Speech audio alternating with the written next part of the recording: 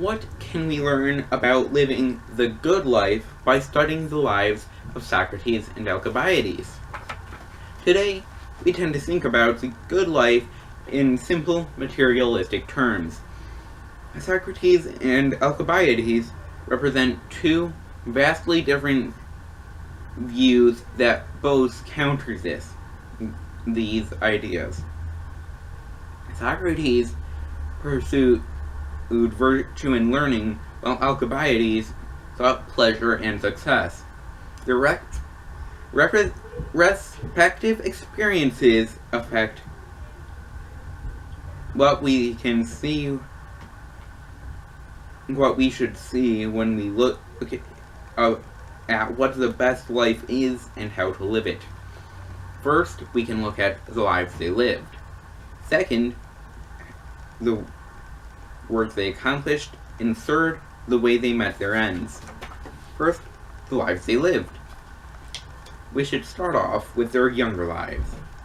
Alcibiades was born in 451 and lived with his uncle Pericles. Pericles adopted Alcibiades. If you know anything about Pericles and what kind of man he was, this should tell you everything you really need to know about what kind of influence he had on Alcibiades. As a young man, Alcibiades was the pupil and friend of Socrates. He did what he wanted because he was mostly a spoiled brat. Once, when Alcibiades was wrestling, he was losing. To save himself from getting pinned, he sank his teeth into his opponent's arm and nearly bit it off. When his opponent screamed that Alcibiades bit like a girl, Alcibiades retorted that no, he bit like a lion. He also didn't do flute because he thought it made him look silly, and he liked being gossiped about. Socrates, however, was born in a middle upper-class family to stonemasons, and was one himself. He studied under Aspasia of Miletus.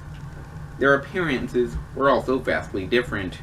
Quote, the extant sources agree that Socrates was profoundly ugly, resembling more a satyr than a man, unquote, said Deborah Nails. He also rarely changed his clothes, which were always pajamas, or bathed. Alcibiades, however, was always beautiful and cared very much about his appearance.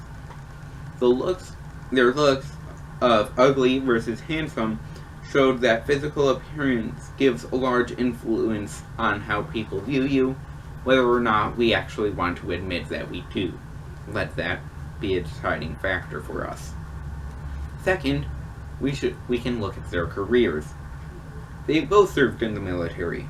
Socrates was a hoplite, which was a low-rank soldier, but he was brave. Socrates and Alcibiades were tent mates and comrades in action. A fierce battle took place, quote, wherein both of them distinguished themselves.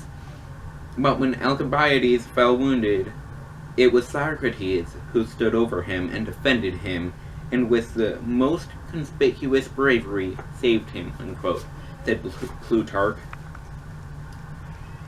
More of such could be.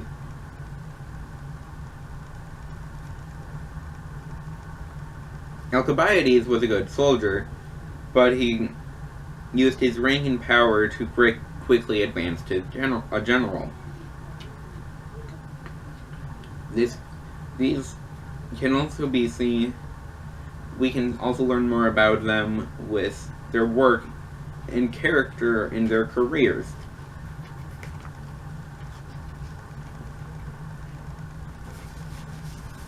Socrates showed his character during the trial of the Six Commanders.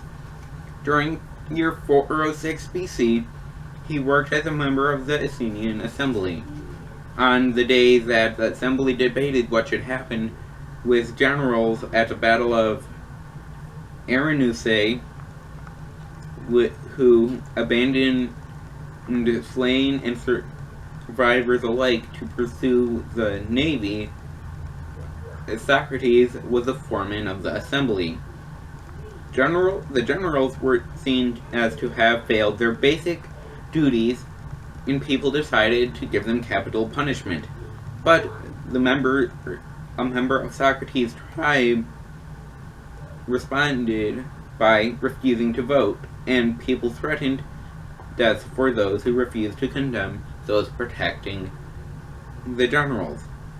When the member finally relented, Socrates blocked the vote because he refused to act except in accordance with the law. More of such can be seen as the Socratic project, which used a method that he came up with. He used it to test the brains of the young Athenian men of the time. Third, we should look at how they faced their end. First, we can look at Socrates. As Socrates grew older, his students became successful. Many became politicians with anti-democratic views. Eventually, charges were leveled against him for atheism and corruption of youth. He was found guilty, but Socrates proposed that he should be given a prize and not a penalty or punishment. This sarcastic comment led him to being sentenced to the death penalty by poison. Although he could have escaped, as many supported him, he argued that if he didn't, his life had no meaning, and he would face punishment in the afterlife anyways. He drank the poison, which took a bit to work. It started with paralyzing his legs and moved up. As senses stopped at his waist level, he uncovered his head and said, quote, "Credo, we owe a rooster to Asclepius. Do pay it. Don't forget." Unquote. Asclepius was a god of healing, and roosters were often used in sacrifices. Alcibiades, however, was different.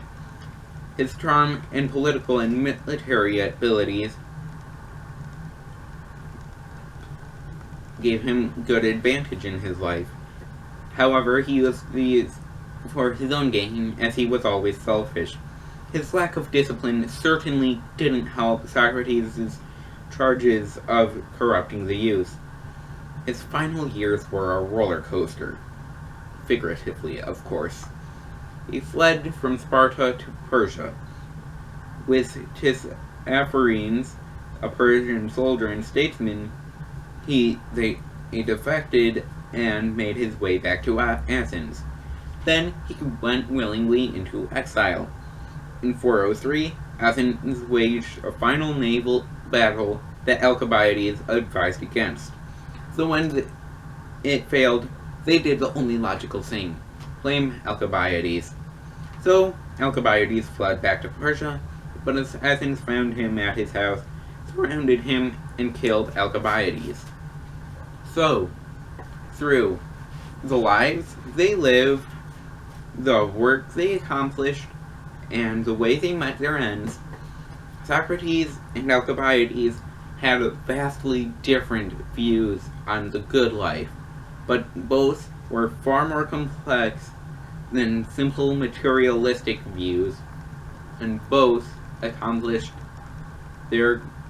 most of their goals to the degree that they hoped.